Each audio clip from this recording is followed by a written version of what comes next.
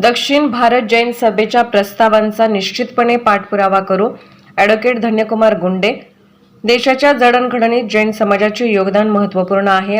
आपल्या सर्वांच्या कृपाशीर्वादामुळेच अल्पसंख्याक समाजाच्या विविध समस्या जाणून घेण्यासाठी माझी धार्मिक अल्पसंख्याक समितीवर निवड झाली आहे.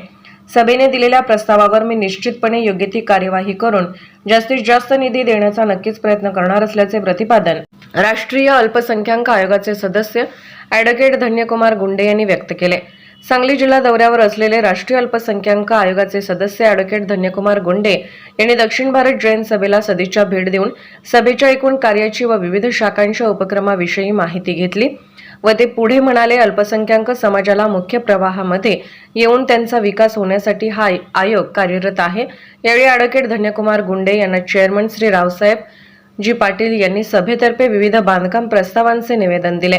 बेळगाव येथील मुलींचे श्राविक आश्रम, स्तवनिधी येथील मुनी निवास व स्वाध्याय भवन, सांगली येथील श्राविकाम इमारत बांधकाम, वीर सेवा दल, जैन महिला परिषद सभेच्या वतीने 3 एकर जागेत उभारण्यात येणाऱ्या मध्यवर्ती कार्यालय, जैन मंदिर, मुनी निवास, सांस्कृतिक भवनाचा प्रस्तावासंबंधी सविस्तर माहिती देऊन सदर निधीसाठी पाठपुरावा करावा अशी विनंती केली. स्वागत व प्रास्ताविक मुख्य महामंत्री डॉक्टर अजित पाटील यांनी केले.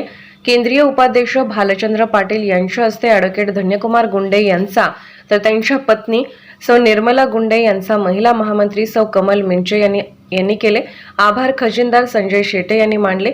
यावेळी सर्वश्री शांतीनाथ नंदगावे, डॉक्टर CN चौगले, प्राध्यापक DA पाटील, तात्यासो पाटील, BA मगदुम, प्राध्यापक RB Khot, AA मासुले, Suresh Patil, DD Mandpe, Mahavir Khot, प्राध्यापक राहुल चौगले, स्वरूपा पाटील यड्रावकर, सुमंगला कारंजे, अनिता पाटील, छाया कुंभोजकर, मंगल चव्हाण, अनिता S पाटील, अंजली कोले, सुनीता चौगले, विजया कर्वे, वीना आरवाडेसह विविध शाखांचे पदाधिकारी मोठ्या संख्येने उपस्थित होते.